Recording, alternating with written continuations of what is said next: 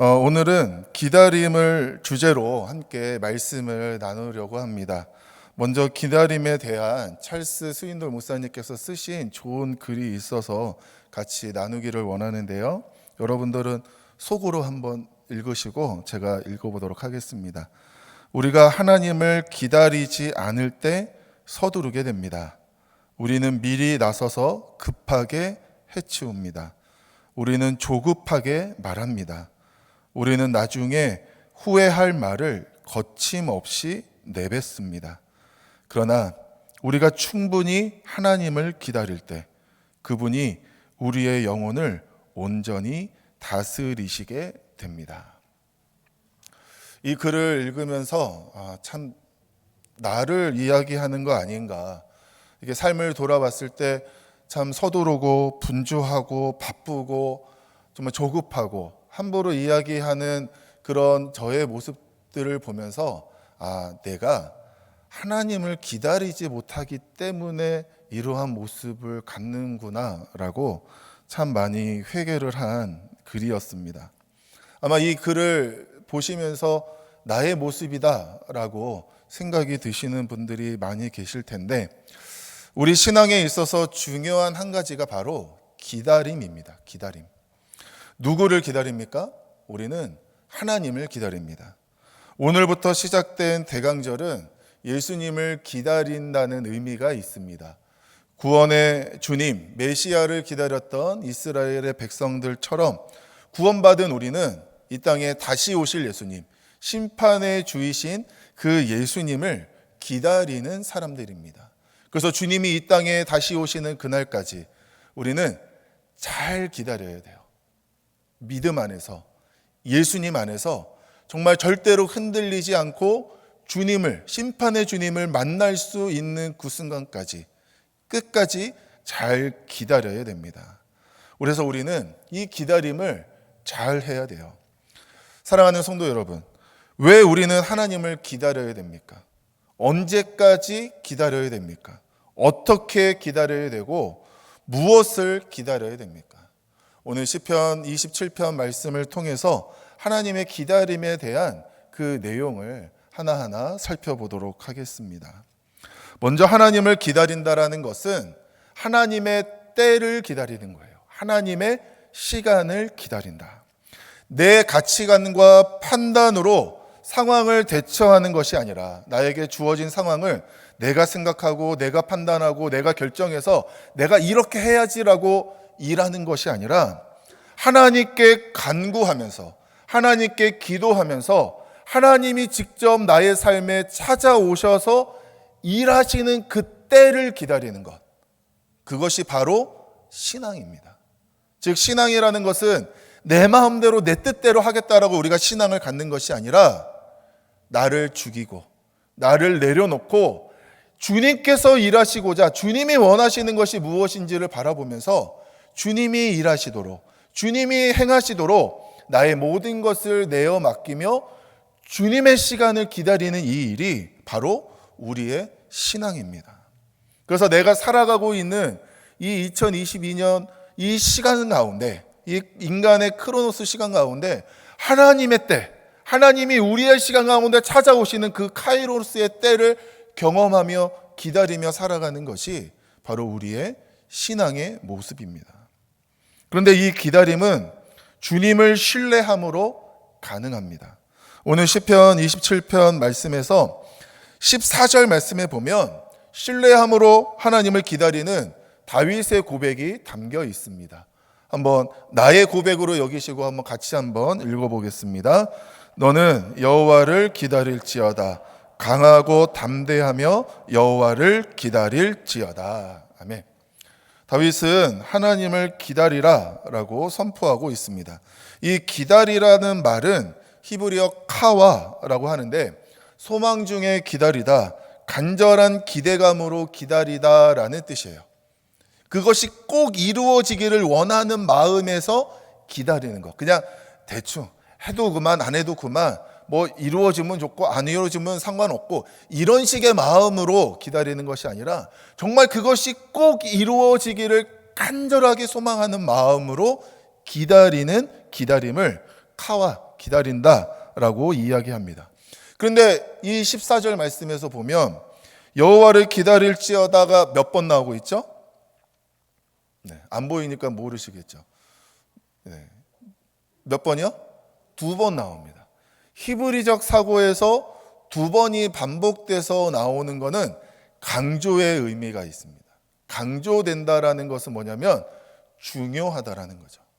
그러니까 여러분들 성경 말씀을 읽으실 때 2번 똑같은 게 계속 나오고 있으면 이게 지금 중요하다라고 이야기하는 거구나. 그러면 3번 나오면 어떻게 돼요? 완전히 그냥 별표 치고 밑줄 쫙 그어야 되는 그 아주 중요한 최상급으로 중요한 내용입니다. 이 강조하는 내용이 나오고 있는데 그만큼 2번에 걸쳐서 기다리라라고 선포하는 것은 이 하나님을 기다리는 이 일이 우리의 신앙에 있어서 너무나도 중요한 일이다라는 것을 이야기하고 있는 내용입니다. 여러분, 그렇다면 본문에서 다윗은 하나님을 기다리다라고 이야기하고 있는데 그 하나님은 어떤 하나님이십니까? 1절 말씀을 한번 보겠습니다. 1절 말씀을 보면 하나님을 어떻게 이야기하고 있냐면 여호와는 나의 빛이요 나의 구원이시요 여호와는 내 생명의 능력이시다라고 고백하고 있습니다. 주님을 빛으로 구원으로 내 생명의 능력으로 말씀하고 있어요. 하나님은 빛이십니다. 빛은 어둠의 공포와 위험을 몰아내는 능력이 있습니다. 또 하나님은 구원이십니다. 구원이시다라는 것은 뭐냐면 우리의 삶의 풍요와 성공을 주시는 분이시다라는 의미가 있고 또 하나님은 생명의 능력이 되세요. 생명의 능력이 되신다라는 건 뭐냐면 나에게 다가오는 모든 공격으로부터 나를 지키시고 내가 승리할 수 있도록 해주시는 분이시다라는 의미가 담겨 있습니다. 그래서 지금 다윗이 하나님이 나의 빛이시고 구원이시고 생명의 능력이시다라고 이야기하는 것은 하나님께서 나의 모든 위험으로부터 또 나의 모든 어려움으로부터 나를 도와주시고 건져내 주시고 승리를 이끌어 주시는 분이십니다라는 것을 믿음으로 고백하는 거예요. 근데 여기서 우리가 생각해야 될 건 뭐냐면 이런 하나님, 빛이고 구원이고 생명의 능력이신 하나님을 다윗이 고백하고 있는 상황을 생각해 봐야 됩니다. 여러분, 다윗이 지금 너무나도 평안하고 즐겁고 만족이 넘치고 아무런 위협이 없는 그런 때에 이런 하나님을 고백했을까요? 지금 기다리는 시간 가운데 빛 대신 하나님, 구원의 하나님, 생명의 능력이신 하나님을 고백한다라는 것은 뭐냐면 그 하나님이 지금 나의 삶에 들어오기를 원하고 있는 거예요. 그러니까 반대로 이야기하자면 지금 다윗은 어둠에 휩싸여 있는 상황입니다. 다윗은 지금 빈곤과 패배에 노출되어져 있는 상황이에요. 지금 다윗은 정말 많은 어려움에 처해 있는 말 못할 공경 가운데 빠져 있는 그런 상황 가운데 있는 겁니다. 그 내용이 2절, 3절 말씀에 계속해서 기록되어져 있습니다. 여러분들 2절 말씀 보시면 악인이 나오고 대적이 나오고 원수가 나오죠. 그들이 지금 어떻게 하려고 그래요? 내 살을 먹으려고 하고 나를 실족해서 넘어뜨리려고 해요. 그리고 여러분 3절 말씀을 보시면 군대가 나오고 전쟁이라는 단어가 나옵니다.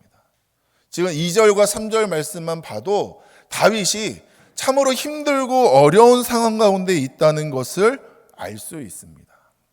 그러니까 빛 되신 하나님, 구원의 하나님, 생명의 능력이 되신 하나님이 나의 지금 힘들고 어려운 상황 가운데 찾아오셔서 나의 이 상황으로부터 벗어나게 해달라는 요청과 간구가 이 고백 안에 담겨져 있는 거예요.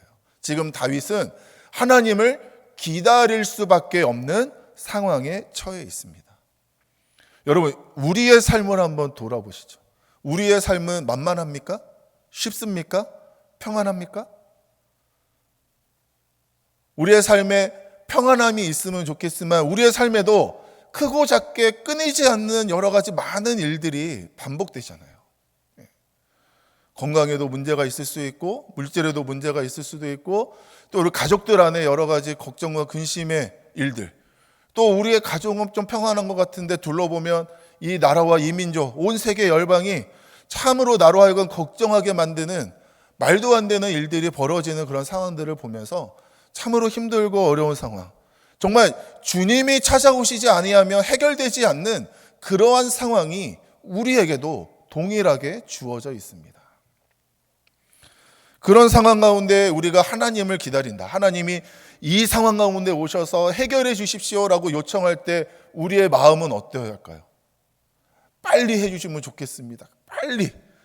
우리나라 사람들 빨리 좋아하는데 하여튼 당장 이루어지면 좋겠다라고 그런 조급한 마음으로, 초조한 마음으로, 불안한 마음으로 하나님을 초청할 수 있겠으나, 그런데 다윗은 조금 달라요. 여러분 3절 말씀에 보면 다윗이 그러한 힘들고 어려운 상황임에도 불구하고 내 마음은 두렵지 않다. 나는 태연하다라고 고백하고 있습니다. 두려움 없이 평안한 마음 가운데 내 주변은 지금 전쟁통이지만 그러나 나는 평안한 가운데 주님을 기다립니다. 왜 그럴 수 있을까요? 하나님이 오시면 이 상황이 당장 역전될 것을 믿기 때문입니다. 나는 이 상황을 해결할 수 없으나 나는 이 상황을 어떻게 할 수 없기 때문에 내가 조바심 내봐야, 내가 불안하고 초조해봐야 아무 상관없다라는 거죠. 그러나 하나님이 오시면 상황이 역전되고 이 하나님이 오시면 이 상황이 모두 다 해결될 것을 믿기 때문에 주님을 기다리는 나는 평안한 가운데 주님을 기다릴 수 있다는 다윗의 믿음의 고백입니다. 여러분, 그렇다면 이 다윗의 기다림은 어떤 기다림일까요? 여러분 4절 말씀을 한번 보면 4절 마지막에 내가 주님을 사모합니다라는 표현이 있습니다. 사모합니다. 다윗은 지금 억지로 기다리는 것이 아니라 하나님을 향한 뜨거운 마음으로, 사랑하는 마음으로 기다리고 있어요. 불평과 불만이 가득한 가운데 왜 하나님 안 오십니까? 왜 하나님 안 도와주십니까? 라고 기다리는 것이 아니라 그 기다리는 일 한 가지만을 두고 하나님을 바라보면서 나는 하나님을 사랑합니다. 나는 하나님 한 분만으로 만족합니다 라고 고백하며 기다리고 있는 거예요.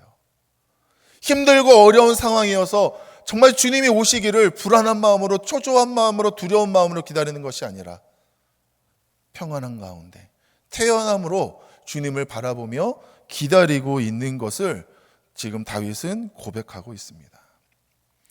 다윗이 이처럼 하나님을 기다릴 수 있는 이유가 무엇이냐? 여러분 5절 말씀을 보면, 우리 5절 말씀을 한번 같이 읽어보겠습니다.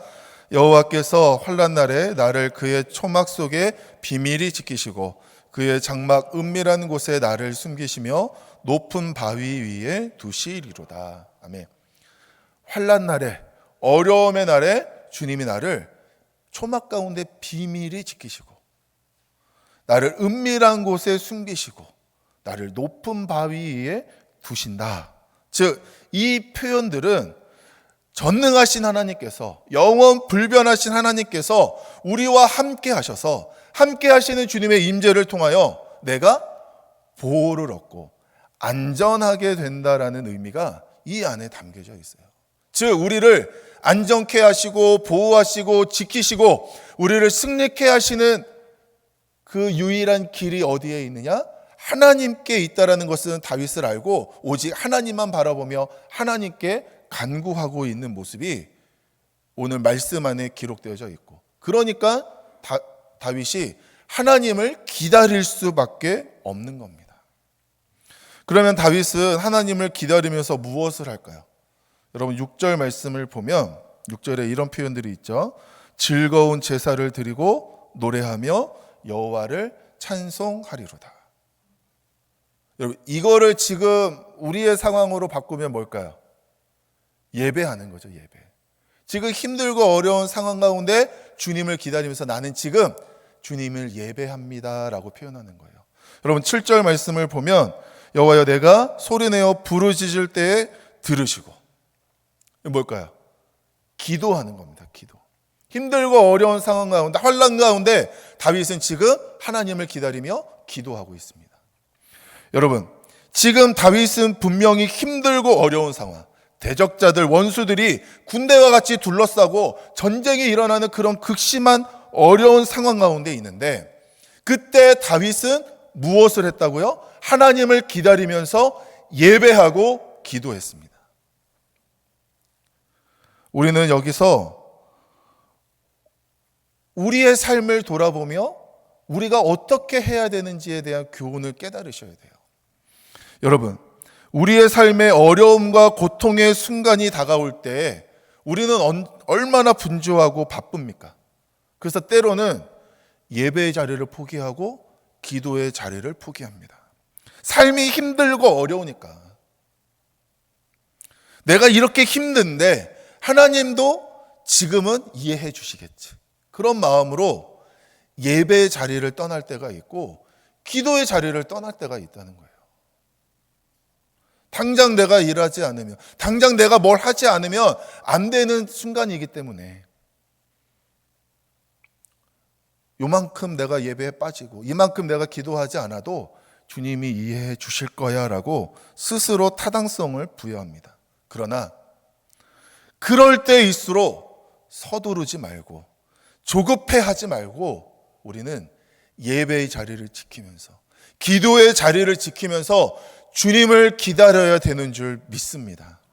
주님께서 우리를 다스릴 수 있도록 예배를 통해 주님 앞에 나의 삶을 맡겨드려야 되고, 기도를 통해 내가 주님 앞에 나의 모든 시간들과 나의 모든 삶을 주님 앞에 내어드려야 돼요. 그래서 하나님께서 나의 모든 것을 받으시고 나의 삶에 찾아오셔서 주님이 일하시는 그 순간을 내가 경험할 수 있도록 예배의 자리, 기도의 자리를 우리는 끝까지 사수해야 되는 줄 믿습니다. 그래서 우리의 삶에 하나님을 기다린다 이야기할 때 기다림의 가장 좋은 태도가 무엇이냐? 그냥 아무것도 안 하고 멍하니 있는 것이 아니라 예배의 자리를 지키고 기도의 자리를 지키는 것. 정말 내 삶이 너무나도 팍팍하고 힘들고 어려워서 정말 어떤 정도의 짬을 낼 수 없는 시간이라 하더라도, 그럼에도 불구하고 우리는 예배 자리를 지키고 기도의 자리를 지켜야 나를 위하여 찾아오시는 주님을 만날 수 있다는 것을 기억하시기를 바랍니다.